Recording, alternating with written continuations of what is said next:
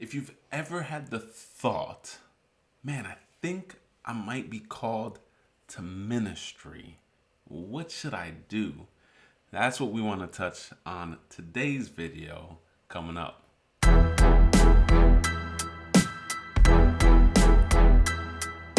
What's up, everyone? I'm Reynaldo Ramos with VineMedia, where we desire to draw people closer to the vine that is Jesus.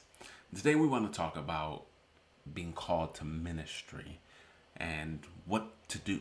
And let me just lay before you, I'm not going to have this like direct 1, 2, 3 step plan, but I do want to give some advice as a person who was in full-time ministry for over 10 years in a lot of different roles within the church. The first thing is this: make sure you're hearing God's voice and not simply pursuing a desire. Ministry is not something to enter in lightly. It is not something that you enter in just on a whim. It is something that you should be entering into very reverently and soberly, because it comes with a lot of weight, and there's not that much financial gain to it, or popularity. I know in the world that we live in with social media influencers and celebrity pastors, it might seem that way. But ministry is not all sexy and illustrious. There's a lot of sleepless nights, a lot of lonely seasons and moments.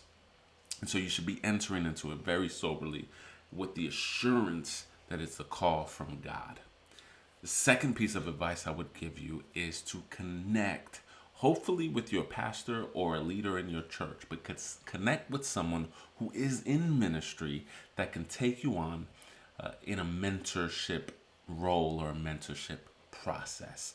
I think this is a key thing that a lot of young ministers and a lot of young people who run into ministry, whether it's in pastoral ministry or worship ministry or whatever, they fail to do.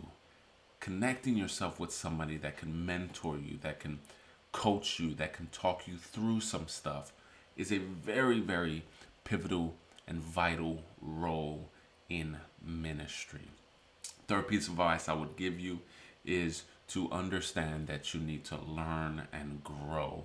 And so put as much energy and effort into that. And when I say learn and grow, I mean learn and grow spiritually and learn and grow academically.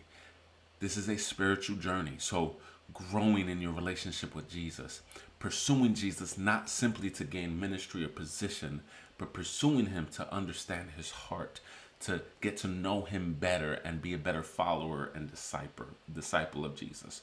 And then growing academically is, if you feel called to ministry and you have the means, I would strongly suggest going to Bible college or seminary or some type of institute where you can grow in your knowledge academically, whether it's through hermeneutics or homiletics or exegesis, and you can grow in your expansion of a lot of different areas that can help you in your pursuit of ministry, no matter the role that you feel called to. I think that's a process that a lot of people may neglect, but I think is very, very important.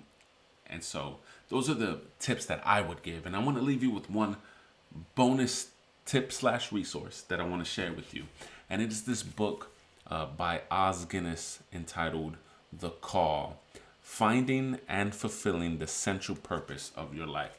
This book is really, really good when you're talking about calling and purpose, because I think that's the major question that we have to answer. What is my call?